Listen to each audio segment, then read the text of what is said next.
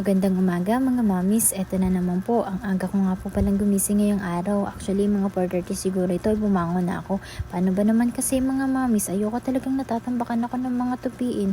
Opo mga mamis, ayun talaga yung pinakaayaw ko talaga kapag naglalaba. Tapos ang dami-daming tupiin, gustong gusto ko talaga kagad ay tinutupian.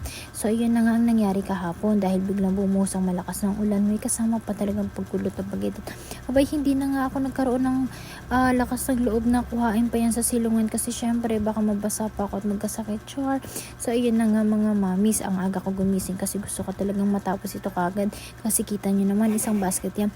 Tapos after ko pa magtupi dyan ay siya, habang buti na lang talaga at tinulungan ako Jeff na maglaban ng mga dikular ng mga bata. Opo mga mamis, nakahiwalay kasi talaga yung paglalabas ng mga damit ng mga bata. Hindi namin sinasali sa mga damit namin yan, syempre mga bata pa rin sila. Tapos ayun nga mga mamis, pagkatapos nun ay syempre sinamantala ko na rin, nagpakulo na rin ako ng mainit na tubig. Habang kumukulo nga mga mamis ay sinalansan ko na nga rin yung mga pinaghugasan namin kagabi. Buti na lang talaga at safe at wala namang mababait dito sa amin na gumagapang-gapang. Tapos ayun na nga, habang nagpapakulo at sinasalansan ko yan ay syempre nag-iisip pa ako kung ano yung susunod kong gagawin. At ayun na nga, naisip ko na nga kung ano yung susunod kong gagawin mga mamis.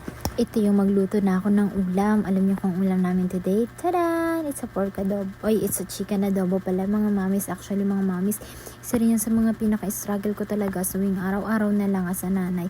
Yung siping kung ano yung mga pwede ko pang lutuing ulam. Kasi di ba minsan nakakapagod naman kahit wala ka naman talagang ginagawa. Ay yung pinaka-nakaka-stress sa pagiging part ng isang nanay. Yung isipin talaga kung ano yung ulamin, lulutuin mong ulam sa sumunod na araw. O di ba mga mamis, relate na naman kayo. Tapos ayun na nga mga mamis, pagkatapos yan ay sinalid ko na nga siya.